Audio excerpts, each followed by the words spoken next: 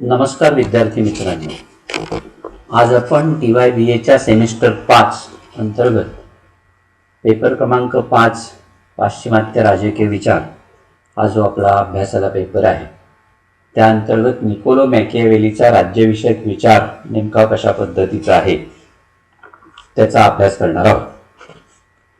मागच्या 2 भागांमध्ये आपण मॅकियावेलीच्या राज्यविषयक विचारांचा अभ्यास करत असताना मॅकियावेलीचे राज्य निर्मिती विषयीचे किंवा राज्याचा हेतू काय आहे त्याविषयीचे जे काही विचार आहेत आणि राज्य विस्ताराच्या संदर्भातले विचार मागच्या 2 भागांमध्ये आपण पाहिलेले आहेत. मॅकियावेलीनं राज्य निर्मितीच्या मुळाशी माणसाची स्वार्थबुद्धी असते असं म्हटलेलं आहे. राज्य हे माणसानं मानवी उद्दिष्ट साध्य करण्यासाठी निर्माण केलेलं आहे अशा पद्धतीची भूमिका त्यानं राज्याच्या निर्मितीच्या संदर्भामध्ये मांडली आणि ती मांडत असताना त्यानं त्याच्या आधी जे दैवी सिद्धांत किंवा नैसर्गिक सिद्धांत राज्याचे सांगितले गेले होते ते नाकारले आणि एक वेगळा व्यवहारवादी सिद्धांत मांडण्याचा प्रयत्न त्यानं केला. राज्य हे ईश्वरानं निर्माण केलेलं नाही किंवा राज्य हे नैसर्गिक नाही, तर राज्य ही एक विवेकयुक्त संघटना आहे आणि ती माणसानं माणसासाठी निर्माण केलेली आहे अशा पद्धतीची भूमिका मॅकियावेलीने मांडलेली आपल्याला दिसते. राज्य विस्ताराच्या संदर्भामध्ये निरंतर सत्ता हे राज्याचं खास वैशिष्ट्य आहे अशा पद्धतीची भूमिका त्यानं मांडली. दी प्रिन्समध्ये राज्य कसं मिळवावं, ते कसं टिकवावं आणि कसं वाढवावं याविषयीचं मार्गदर्शन त्यानं राजाला केलेलं आहे आणि ते करत असताना ते जास्तीत जास्त टिकाऊ किंवा सुस्थिर स्वरूपाचं कसं होईल त्याविषयीचं मार्गदर्शन तो करत होता. इटलीतल्या अनुभवावरून त्यानं राजाला त्याच्या पदरी उत्तम सैन्य गणराज्यासाठी आवश्यक आहे अशा पद्धतीची शिफारस केलेली होती. म्हणजे नवे प्रदेश मिळवण्यासाठीच नव्हे तर राज्य टिकवून ठेवण्यासाठी सुद्धा प्रशिक्षित सैन्याची गरज असते असं त्याचं म्हणणं होतं. त्या काळी बरीच राज्य भाडोत्री सैन्यदळ वापरायची, पण भाडोत्री सैन्यदळाचे दोष आणि मर्यादा ज्या होत्या त्या मॅकियावेलीला माहिती होत्या आणि त्यामुळे मॅकियावेलीनं राजाला असा सल्ला दिलेला आहे की स्वतःच्या मिळकतीचं संरक्षण करण्याच्या दृष्टिकोनातून भाडोत्री सैन्य कुचकामी आणि धोकादायक असतं. भाडोत्री सेनेच्या भरवशावरती उभारलेलं राज्य कधीही स्थिर आणि सुरक्षित राहू शकत नाही, कारण या सेना असंघटित, महत्वाकांक्षी, गैरशिस्त, अविश्वासू अशा पद्धतीच्या असतात. दुसरं म्हणजे द्रव्यबळ हे युद्धाचं मुख्य साधन असतं ही जी लोकोक्ती होती त्याचाही प्रतिवाद मॅकियावेलीने डिस्कोर्सेस मध्ये केलेला होता. राज्याची ताकद पैशानं नाही तर उत्तम सैनिकांमुळे वाढते असं मॅकियावेली म्हणतो. पैशानं नेहमीच चांगले सैनिक खरेदी करता येत नाही, उलट उत्तम सैनिकांच्या बळावरती भरपूर पैसा मात्र ओढून आणता येतो अशा पद्धतीचं मार्गदर्शन तो राजाला करत होता. म्हणजे भौतिक साधन संपन्नते इतकाच राजाला कावेबाजपणाचा आधार आवश्यक आहे. माणूस सामान्यातून वर उठून मोठा होतो आणि तो सामर्थ्य आणि कावेबाज या दोघांच्या बळावरती. पण या दोघांमध्ये जर महत्वाच्या दृष्टिकोनातून क्रमवारी लावायची झाली तर मॅकियावेली सामर्थ्यापेक्षाही कावेबाजपणाला जास्त महत्व देत होता. कारण कावेबाजही वाचून केवळ सामर्थ्याला आपलं इप्सित आपली उद्दिष्ट पूर्ण करता येत नाही. कावेबाजी मात्र ते फक्त स्वतःच्या बळावरती पूर्ण करून देऊ शकते असा विश्वास त्याला वाटत होता. अशा पद्धतीचे राजकीय विचार तो राजा म्हणजे दी प्रिन्स या ग्रंथामध्ये मांडत होता. आजच्या भागामध्ये आपण त्याने राजाला नेमका कोणत्या पद्धतीचा उपदेश केलेला आहे त्याची चर्चा करणार आहोत. आपलं राज्य टिकवून ठेवायचं असेल तर राजानं सगळ्यात पहिली गोष्ट कोणती करायची, ती म्हणजे देशात प्रचलित असलेल्या संस्था, जुन्या रूढींचा किंवा परंपरांचा त्यांना आदर केला पाहिजे, असं त्याचं म्हणणं होतं. राजानं मोठं सैन्य आपल्या पदरी बाळगावं, आपल्या स्वतःच्या आणि प्रजेच्या पैशाबद्दल राजानं काटकसरी तर राहावंच, पण युद्धात मिळालेला पैसा उदारपणे लोकांना देऊन त्यानं त्यांना प्रसन्न ठेवलं पाहिजे. लोकांची वागताना त्यानं सौम्यपणाऐवजी कडकपणाचं वर्तन ठेवलं पाहिजे. अशा पद्धतीची भूमिका तो घेतोय. आणि त्याच्या प्रत्येक कार्यात म्हणजे राजाच्या प्रत्येक कार्यामध्ये एक प्रकारची भव्यता असली पाहिजे. शेजारच्या राज्यातील पेच प्रसंगात्मक घडामोडींच्या संदर्भामध्ये उघड आणि निर्णायक हस्तक्षेप राजानं केला पाहिजे. आणि आपल्या अंगचे जी गुणवत्ता आहे त्याचा प्रत्यय सतत जनतेला दिला पाहिजे, असं तो राजाला सांगतो. 1971 मध्ये भारताच्या पंतप्रधान इंदिरा गांधींनी पूर्व पाकिस्तानातल्या पेच प्रसंगात्मक घडामोडींच्या संदर्भामध्ये निर्णायक हस्तक्षेप केला आणि म्हणून बांगलादेश या स्वतंत्र सार्वभौम राष्ट्राची निर्मिती झाली. आणि भारताच्या दोन्ही बाजूला जे पाकिस्तानची कटकट होती त्यातली एक बाजू मात्र आपण कायमची मोकळी करून टाकली. म्हणजे ही जी गुणवत्ता आहे राज्यकर्त्यांची ती जनतेला दिसली पाहिजे. आणि त्यामुळे शेजारच्या राष्ट्रांमधल्या अंतर्गत आणि बहिर्गत अशा ज्या काही घडामोडी असतात त्या घडामोडींमध्ये राजानं लक्ष घातलं पाहिजे, अशा पद्धतीची भूमिका तो घेताना आपल्याला दिसतो. मनुष्य स्वभावामध्ये मानवी आणि पाशवी असे दोन्ही अंश असल्यामुळे त्या दोन्ही प्रकारच्या प्रसंगांना तोंड देण्याचं कौशल्य राजाच्या अंगी असायला हवं, असं मॅकियावेलीचं म्हणणं होतं. दि प्रिन्सच्या 18व्या प्रकरणामध्ये तो असं म्हणतो की कायदा आणि सामर्थ्य या दोन मार्गांनी लढलं जाऊ शकतं. यातला पहिला मार्ग जो आहे तो माणसांचा आहे आणि दुसरा मार्ग आहे तो पशूंचा आहे. पण पहिला मार्ग नेहमीच अपुरा ठरत असल्यामुळं प्रत्येकाला प्रसंगी दुसऱ्या मार्गाचाही अवलंब करावा लागतो. म्हणून पशु आणि मनुष्य या दोघांचा कशा पद्धतीने उपयोग करून घेतला पाहिजे हे तो सांगतोय. आणि तो असं म्हणतो की हे मीच सांगितलं याच्यातला भाग नाहीये, नवीन काही सांगतो याच्यातला भाग नाही, तर माझ्याही आधी पूर्वीच्या शास्त्रवेत्यांनी शासकांना जे काही धडे दिलेले होते त्या धड्यांमध्ये हेच सांगितलं गेलेलं आहे की मानवी आणि पाशवी अशा दोन्ही मार्गांनी राजानं लढलं पाहिजे. त्याचा हेतू असा होता की राजाला दोन्ही स्वभाव कसे उपयोगात आणावेत आणि एकाखेरीज कसा दुसरा अशाश्वत असतो हे माहिती असावं, म्हणून मॅकियावेली हा सगळा खटाटोप करत होता. पशुसारखं वर्तन कसं करावं हे समजणं राजाला भाग असल्यामुळं त्यानं कोल्हा आणि सिंह यांचं अनुकरण करावं, असं मॅकियावेली सांगतो. सिंहाला सापळ्यापासून स्वतःचा बचाव करता येत नाही आणि कोल्ह्याला लांडग्यांपासून स्वतःचं संरक्षण करता येत नाही. म्हणून सापळे ओळखण्यासाठी कोल्हा आणि लांडग्यांना घाबरवण्यासाठी सिंह बनणं अगत्याचं होऊन बसतं, असं मॅकियावेलीचं म्हणणं होतं. आणि म्हणून तो राजाला सांगतो की सिंह आणि कोल्हा यांचं तू अनुकरण कर. ज्यांना केवळ सिंह होण्याची इच्छा असते त्यांच्या हे लक्षात येत नाही की ते ज्या समाजामध्ये वावरतात त्यात केवळ सिंह होऊन भागत नाही. सर्वांवरती विश्वास टाकता येत नाही. सर्व माणसं जर चांगली असती तर अविश्वास दाखवणं चूक ठरलं असतं. पण वस्तुस्थिती तशी नसल्यामुळं ते इष्टही नाही आणि आवश्यकही ठरतं.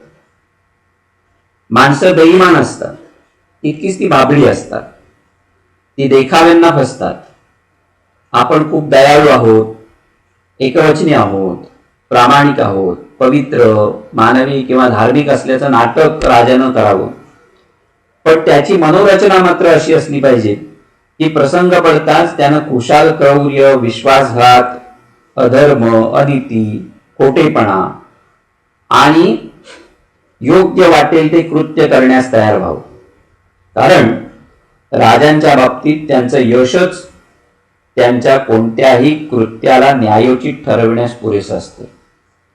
राज्यकर्त्याच्या बाबतीमध्ये यश आणि अपयश या दोन गोष्टींवरतीच, या दोन मापदंडांवरतीच त्यांचं मूल्यांकन केलं जातं. राज्यकर्त्याला ज्या गोष्टीतून यश मिळतं ते त्याचे गुण ठरतात आणि ज्या गोष्टीतून अपयश मिळतं ते त्याचे अवगुण ठरतात. हे कायम राजाने लक्षात ठेवलं पाहिजे. अशा पद्धतीचा सल्ला मॅकियावेली राजाला देतो. थोडक्यात काय तर एखाद्या बहुरूप्याप्रमाणे राजानं प्रसंगोपात आपलं रूप ठेवावं अशा पद्धतीचा सल्ला तो देतोय. म्हणजे राजानं प्रसंगानुसार बहुरूपी झालं पाहिजे. उगाच नीतीचा किंवा धर्माचा बाहू करू नये हे त्यानं कायम लक्षात ठेवावं. मनुष्य स्वभाव हा वाईट आहे आणि त्यामुळे धर्माचा किंवा नीतीचा बाहू करण्यात काहीच अर्थ नाही. धर्माचरण करणं त्याच्यामध्ये बसत नाही. त्यामुळे धर्माचरणाचं कोणतंही बंधन राजावरती नाही. विरोधकांचं आणि शत्रूंचं शिरकाण करून सर्वप्रथम अश्रुपात राजानं करावा यात काहीच गैर नाहीये असं त्याचं म्हणणं होतं. विश्वासघात आणि धूर्तपणा न करणारा इमानदार राजा हा प्रशंसनीय नक्कीच असतो असं सगळं म्हणतात. पण प्रत्यक्षात मात्र असं दिसतं की जे राजे धूर्तपणामध्ये अग्रेसर होते आणि विश्वासघात हा ज्यांचा स्थायी भाव होता त्यांनीच इतिहासामध्ये मोठी कामगिरी करून ठेवलेली आहे. या अनुभवातून राजानं बरंच काही शिकण्यासारखं आहे असं मॅकियावेलीचं म्हणणं होतं. विश्वासघात आणि धूर्तपणा याच्या संदर्भामध्ये मी एक उदाहरण देऊ इच्छितो. ते म्हणजे औरंगजेबाचे. औरंगजेब सत्तेवरती कशा पद्धतीने आला त्याचा जरा इतिहास बघा. आपल्या सगळ्या भावंडांना तुरुंगात डांबून औरंगजेब सत्तेवरती आला. औरंगजेब जर नीती नियमानुसार औरंगजेबानं वागायचं ठरवलं असतं, नैतिक नियमानुसार किंवा धार्मिक नियमानुसार, तर तो कधीच बादशाह झाला नसता, कधीच राजा झाला नसता.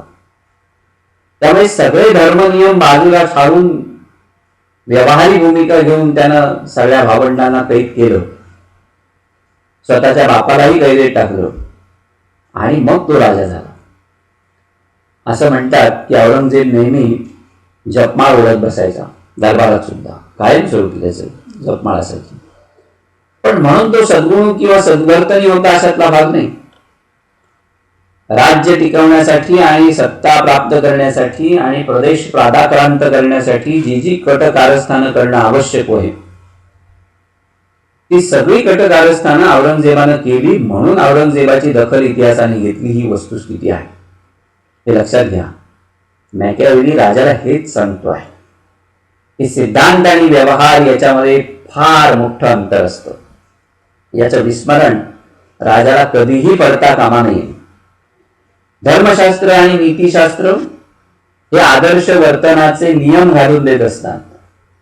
पण ते जर जसेच्या तसे आचरणात आणायचे म्हटले तर राजाचं जीवन दुःखी झाल्याशिवाय राहणार नाही.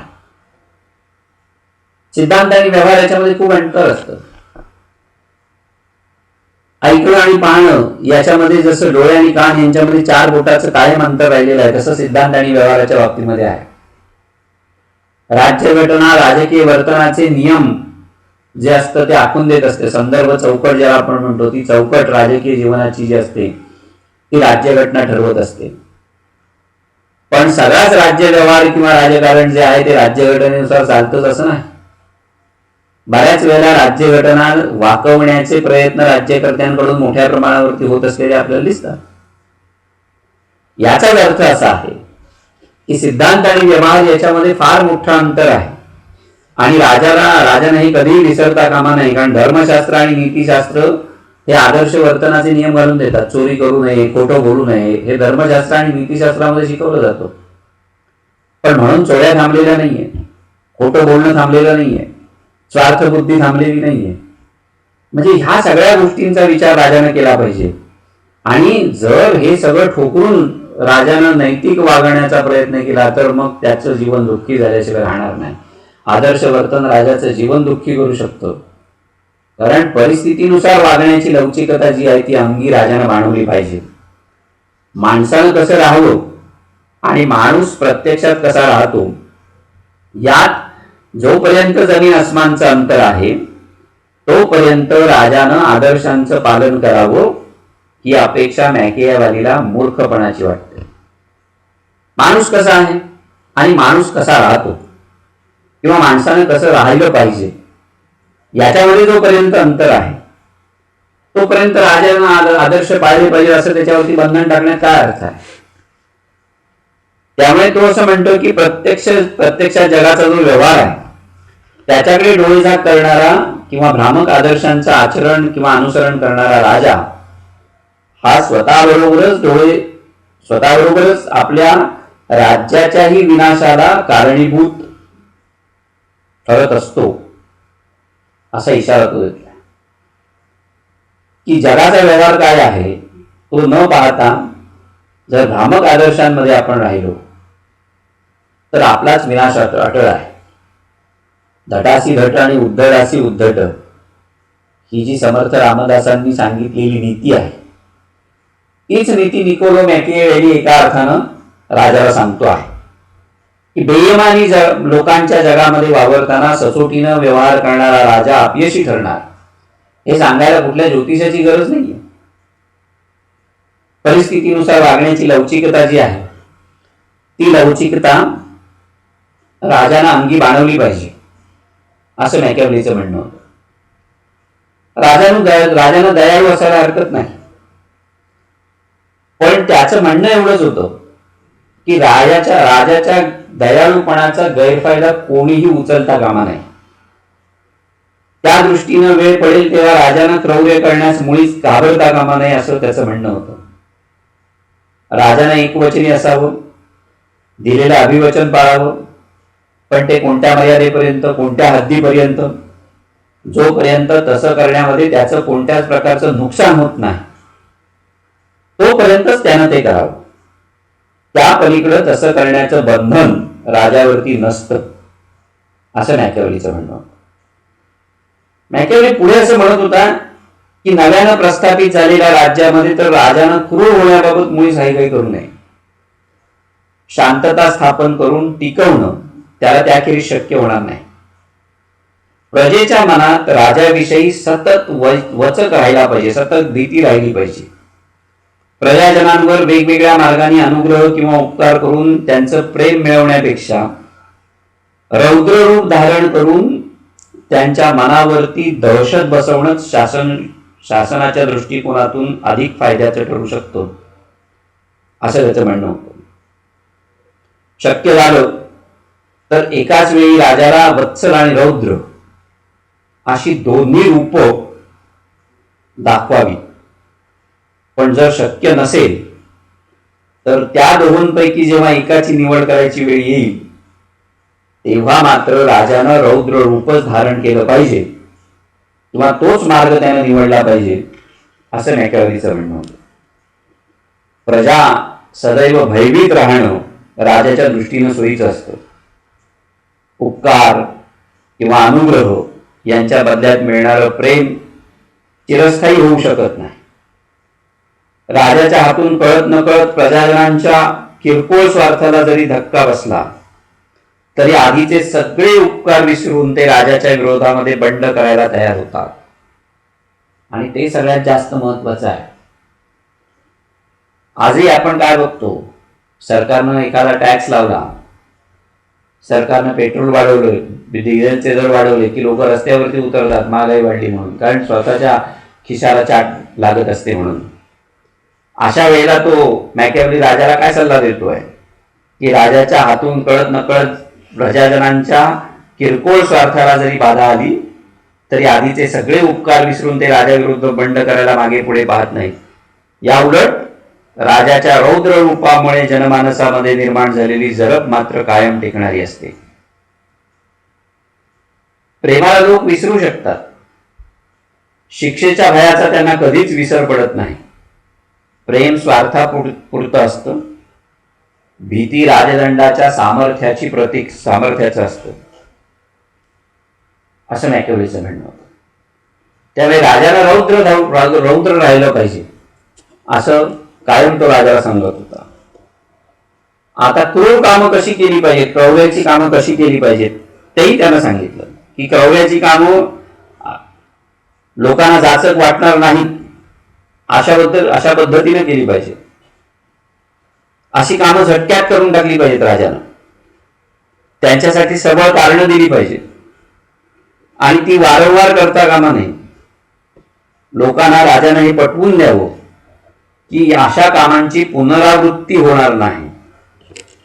अकस्मात आणि पटणाऱ्या कारणांसाठी होणारे आघात लोक फार काळ स्मरणात ठेवीत नाही. लोकांची स्मृती फार अल्प असते, त्याचा नेमके राज्यकर्ते गैरफायदा उठवत असतात. मॅकियावेली नेमकं त्याच्यावरतीच बोट ठेवतो आणि तेच सांगतो राजाला की तू हे लक्षात ठेव की त्यांची स्मृती ते फार काळ या गोष्टी स्मरणात ठेवत नाही. याच्या उलट लोकांवरती अनुग्रह करण्याच्या स्वरूपाची जी कामं असतात ती मात्र राजानं हळू क्रमशः दीर्घकाळ सुरू ठेवली पाहिजे, म्हणजे प्रजाजन जे असतात ते संतुष्ट राहतील. पण त्याच्याबरोबर मॅकियावेली असा इशारा देतो की शिक्षेच्या आपल्या सामर्थ्याचा वापर राजानं अशा पद्धतीनं केला पाहिजे की जेणेकरून लोक त्याची वाहवा करतील. लोकांच्या मनामध्ये कोणत्याही पद्धतीची घृणा किंवा द्वेष निर्माण होता कामा नये राजाच्या बद्दल. राजाची कीर्ती वर्धिष्णू राहील अशी दक्षता त्याने घेतली पाहिजे. राजा जनतेच्या तिरस्काराचा विषय ठरता कामा नये आणि त्यासाठी त्यानं पाळायचे सगळ्यात महत्वाचं पथ्य जे होतं ते मॅकियावेली राजाला सांगत होता. तो असं म्हणत होता की राजानं कधीही नागरिकांची संपत्ती हिरावून घेऊ नये किंवा त्यांच्या स्त्रियांना कधीही शीलभ्रष्ट करू नये, कारण संपत्ती आणि स्त्री या दोन गोष्टींवरती जनतेचं जीवापाड प्रेम असतं आणि या दोन गोष्टींचं, संपत्ती आणि स्त्रीचं जर कोणी अपहरण करण्याचा प्रयत्न केला तर लोक सर्व शक्तीनिशी त्याचा प्रतिकार करण्याचा प्रयत्न करतात. त्यामुळे या दोन गोष्टींची जर हमी लोकांना मिळाली तर जनता सुखी आणि संतुष्ट राहते. राजाच्या हातून दुसरं कोणतेही जुलूम सहन करण्याची त्यांची तयारी असते. आपला राजा व्याभिचारी आहे, आपला राजा चारित्र्यहीन आहे, स्त्रैण आहे, नीच वृत्तीचा आहे किंवा त्याची मती चौचार झालेली आहे, अशी जर जनतेची धारणा झाली तर राजाचा सन्मान टिकून राहू शकत नाही.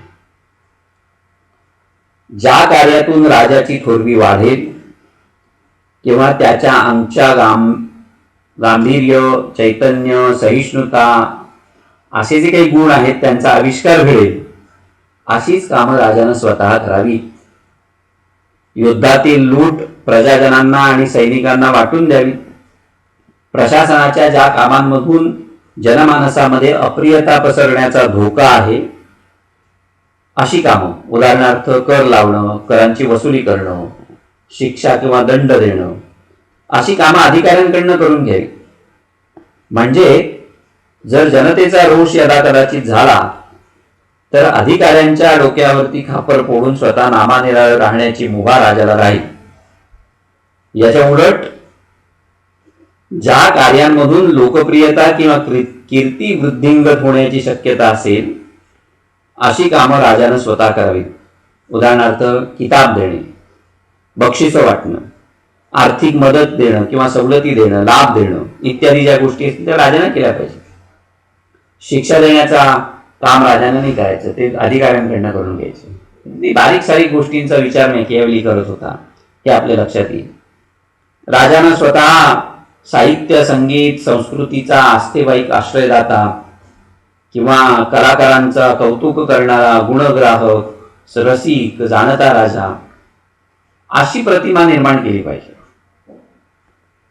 आपण गुणवत्तेचे चाहते आहोत हे दाखवण्यासाठी योग्य माणसांची निवड करून त्यांना दरबारात ठेवलं पाहिजे. कलांमध्ये विशेष नैपुण्य दाखवणाऱ्यांचा बहुमान करावा.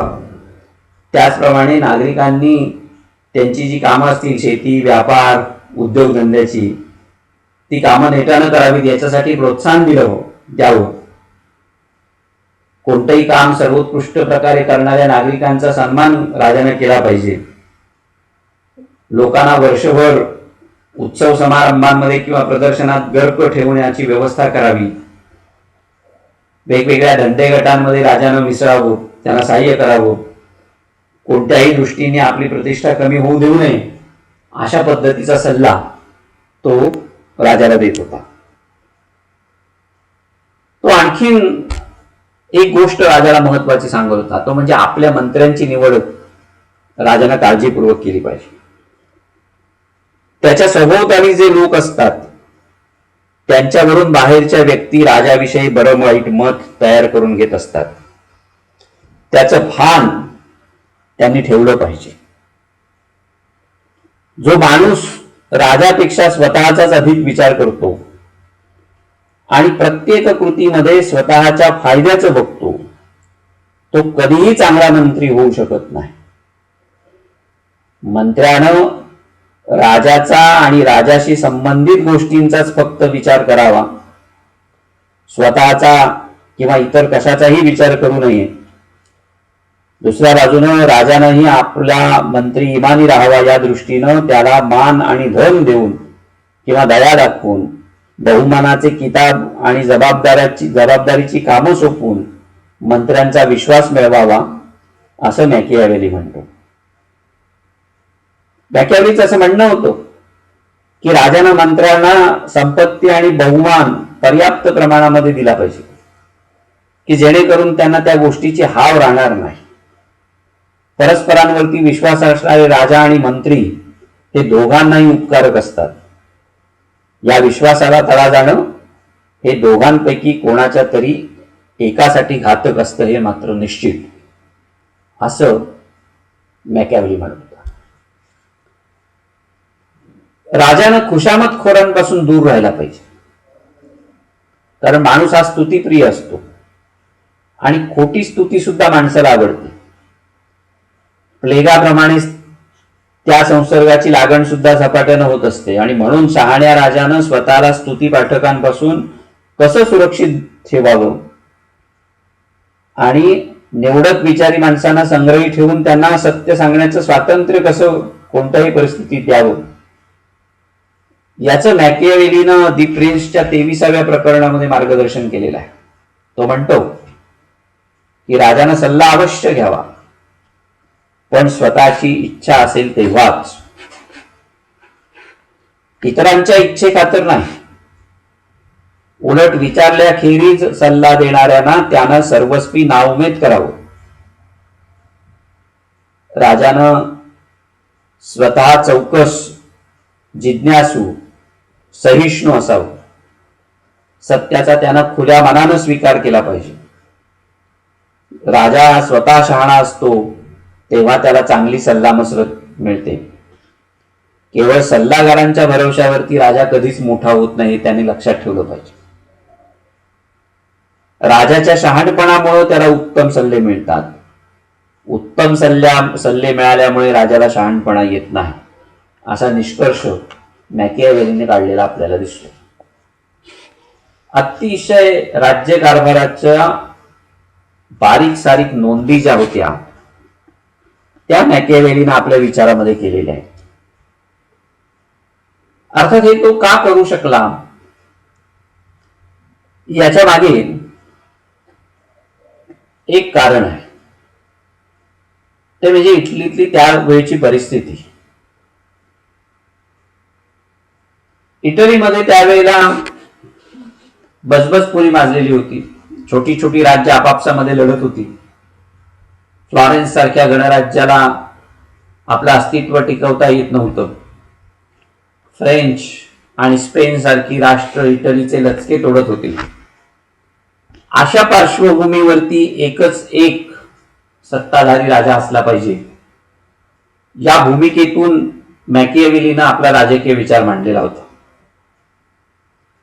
आणि तो विचार मांडत असताना त्यानं मध्ययुगातल्या राजकीय प्रश्नांपेक्षा अगदी वेगळ्या प्रश्नांना हात घातलेला होता. त्यानं घेतलेली व्यक्तिवादी, व्यवहारनिष्ठ, इहवादी भूमिका आणि धर्म आणि नैतिकता यांच्या अमूर्त सिद्धांतांपेक्षा काळाच्या गरजेला त्यानं दिलेलं अधिक महत्वाचं स्थान, या दोन कारणांमुळे त्याला प्रबोधन काळाचा प्रतिनिधी म्हणून संबोधलं जातं. अरिस्टॉटलच्या खालोखाल आधुनिक राज्यशास्त्राचं जनकत्वही त्याला दिलं जातं.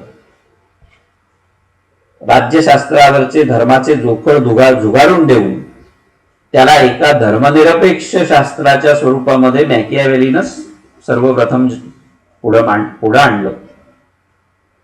राजकीय तत्वज्ञानाच्या नव्या संभाव्यतांचा प्रवेश त्याच्या राजकीय विचारांमधून झाला. त्याच्या पूर्वी ज्यांनी राज्याविषयी जो विचार केला होता त्यापेक्षाही वेगळा विचार मॅकियावेलीने केला. मॅकियावेलीनं पूर्वीच्या नैतिक, धार्मिक, सांस्कृतिक उद्दिष्टांना मुखमाती देऊन राजकीय सत्ता हेच स्वयमेव साध्य आहे, एंड अँड इटसेल्फ असल्याचं घोषित केलं.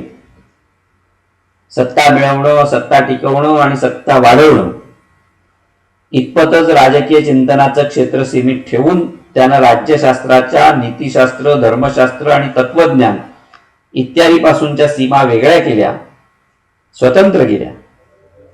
मानवी जीवनातलं धर्माचं स्थान मान्य करून सुद्धा राज्याविषयी धर्मनिरपेक्ष दृष्टिकोन त्याने घेतला. सत्तात्मक राजकारणाचा पहिला भाष्यकार म्हणून सुद्धा त्याचा गौरव केला जातो. ह्या सगळ्या गोष्टी ज्या होत्या या त्याच्या सकारात्मक बाजू मांडणाऱ्या होत्या. पण मॅकियावेलीला त्याच्या व्यवहारवादी दृष्टिकोनाबद्दल जितकं विचारवंतांनी डोक्यावरती घेतलं त्याच्यानंतरच्या, तितक्याच लोकांनी त्याला टीकेचा धनी सुद्धा बनवलेला आहे. मॅकियावेलीनं धर्माची आणि नीतिशास्त्राची उपेक्षा केली म्हणून काही जणांनी त्याला धारेवरती धरलं. काही जणांनी तर त्याला असत्य आणि अनैतिकतेचा प्रवर्तक ठरवलं. काही जणांनी तर राजकारणातील गुन्हेगारीकरणाचा प्रवर्तक म्हणून सुद्धा मॅकियावेलीवरती आसूड ओढलेले आहेत. पण हे सगळं जरी असलं तरी सुद्धा मॅकियावेलीनं जो एक वेगळा असा धर्मनिरपेक्ष विचार केला